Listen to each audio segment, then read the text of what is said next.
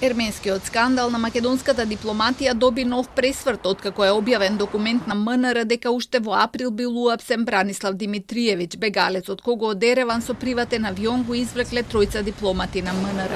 Дописот со кој македонската амбасада во Загреб известува за екстрадициониот притвор на Димитриевиќ во Осијек, барам преку Интерпол, беше објавен на социјалните мрежи, но од МНР одбија да го коментираат со образложение дека лицето наведено во него не е вработено кај нив и од тука овој случај не спаѓа во нивна надлежност.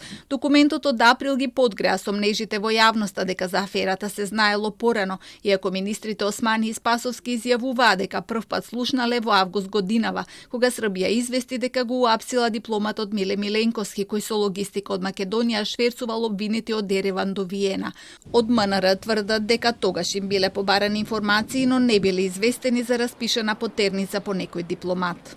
Во 2019 година е стигнат допис од МВР во кој се бараат информации за број на дипломатски пасоши на 3 лица, и тоа двајца вработени во МНР, од кои едниот е сега притворениот, како и за еден пензионер.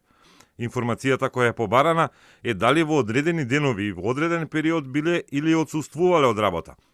МНР ги доставува бараните информации до надлежните органи, потоа нема никакво дополнително известување од страна на МВР за евентуална потерница против овие лица.